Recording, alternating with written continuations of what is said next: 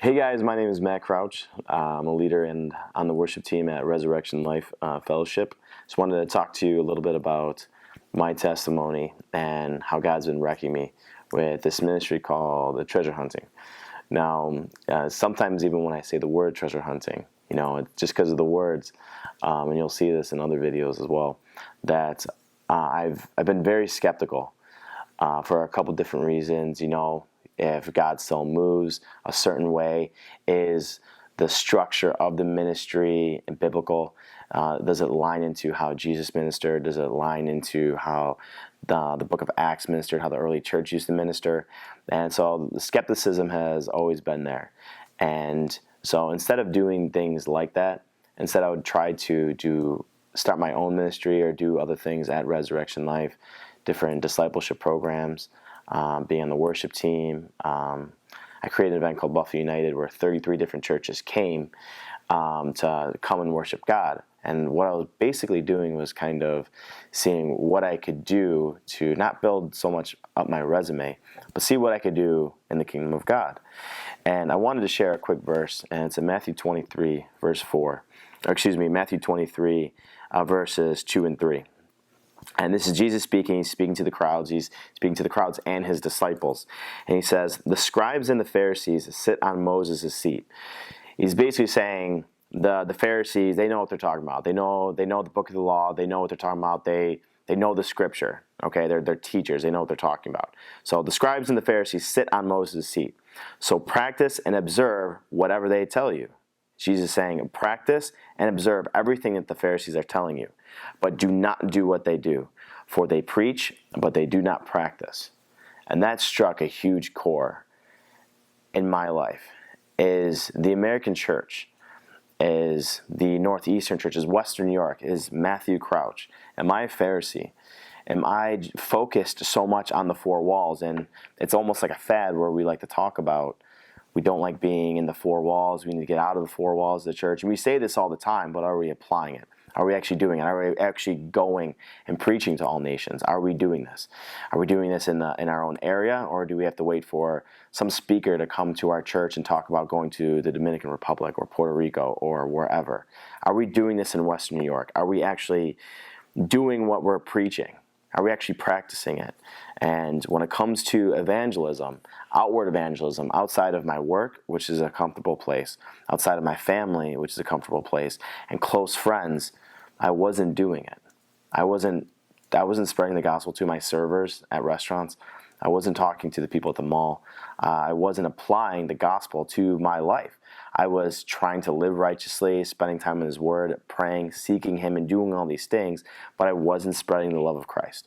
And treasure hunting has been a huge way of God wrecking me and opening my eyes to not only paying attention to Him more, listening to Him more, but being led by the Holy Spirit to speak to someone and just preach the love of Christ in their life. And then in some sort of way, hopefully get them to accept the gospel into their life. And like I said, that verse, I wanted to challenge you guys because it's challenged myself as well. Are we Pharisees? These are people that knew the Word. These are people that spent time with God. Yet the Son of Man came and they completely overlooked Him. If Jesus came right now, would we overlook Him? I mean, obviously it would be a different story. But are we actually doing what we're preaching? Are we actually going into our areas to try and spread the gospel? Are we allowing God to move in this area? And people keep talking about how, there's a move of God in this area. We want to see God move in this area. Well, we're His hands and feet, and we need to go out and do that. The only way that God reaches people is through people. And that's you and that's me, and that's what we need to do. And treasure hunting is one of those it's one of the few outlets that are actually doing that. Seeking God, worshiping Him, and then going out and spreading His love. And so I want to challenge you guys because it's challenged me. I can name so many different types of testimonies. I've been 3 or 4 times now. Chippewa the day before Thanksgiving, which was crazy. Going to Dick's Sporting Goods, going to the mall, going to a whole bunch of different places, and I can tell you so many different types of testimonies where God has told me this and He's told me that. I'm going to the person and I'm talking to him about it, and they're confirming everything. And I can just tell you other times where I just walked up to them and I would ask them, I asked the security guard at Target, if I could pray for him. And to him, it meant like the world. Me and a girl went to Dave's Christmas store. When we were seeking the Lord, a couple people, there was a couple different clues or whatever that kind of led us in that direction. And when we went there, we just asked her if there was anything that we could pray for her about. And at the bottom of our list, there was one section that no one has actually said. And this was the last woman that we were going to talk to. And she was early 20s. And we just went up to her and we just said, if God could do a miracle in your life, like what would it be? And she said, have our family be restored. And she actually said restored.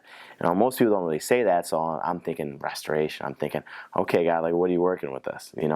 So I asked her to expound a little bit more on what she's talking about.